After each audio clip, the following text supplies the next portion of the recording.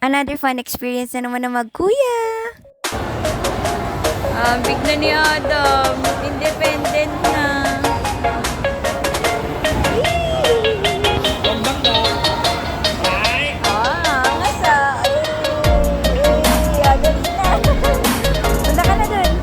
Nakakatuwa kasi sabi nung nagbabantay dapat kasama yung mother pag edad ni Adam, 3 years old.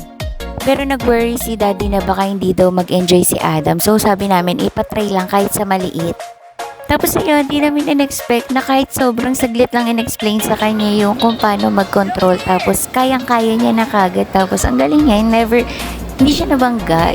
Tulad na in-expect namin, mababangga-bangga, may hinto-hinto. Pero yan, hindi. Smooth lang. Siyempre, as a parent, alam natin kung gaano kakulit yung anak natin plus kung gaano kaiksi yung pasensya niya. So yun, kaya natuwa kami kasi sinurprise kami ni Adam dito sa guiding skills na to. Kuya! Galing ah! Papa! Siyempre, pati si Kuya Art din, though mas matanda siya, so expected, mas marunong siya, pero yung as in, maingat din siya, magaling din siya mag-drive, di rin sila bumubunggo kahit merong mabibilis mag-drive na matanda like that. Pag kasi mas malaki yung car, mas mabilis siya. So, yun yung sa adult, mas malakas. So, yung kay Adam yung mabagal, pero pwede rin siyang pumilis ng konti. At yung kay Kuya Art din, mas mabilis siya. So, yun, natutuwa lang din ako kasi makulit din yan eh. Siyempre, makulit din yung batang yan. Pero yun, kontrolado nila yung mga bagay-bagay. Hindi lang namin na-expect kasi hindi naman kami lumalabas ng bahay. So, pag may mga ganito sila kaliliit na bagay na nagagawa, natutuwa kami ni Daddy. As in, buong panonood namin dito, tuwang-tuwa lang kami. Talagang for the video kami. Tuwang-tuwa kami, kwentuhan kami na kwentuhan paano sila mag-drive, ganon. Talagang ang sarap lang din siguro talaga sa parent panoorin yung mga anak natin na nag-e-enjoy. Plus, meron pa tayong mga background na hindi natin na-experience yan before. Kaya parang tayo, tuwan-tuwa tayo na napapa-experience natin to sa mga anak natin. Like, parang kahit di natin siya na-experience o bata, ganun, naparanas natin siya sa anak natin.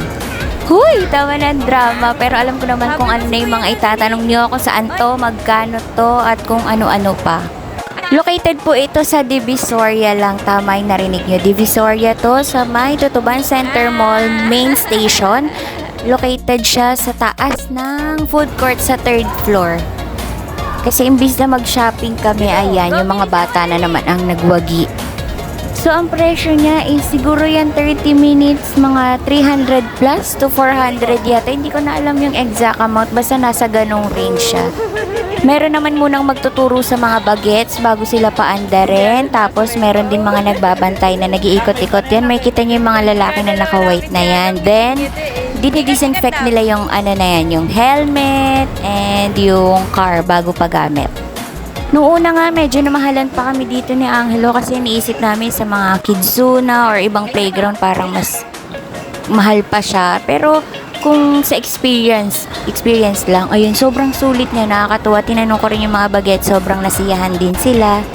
Siguro kung next time na babalik kami dito, pati yung tatay maglalaro na rin kasi meron din talagang pang adult.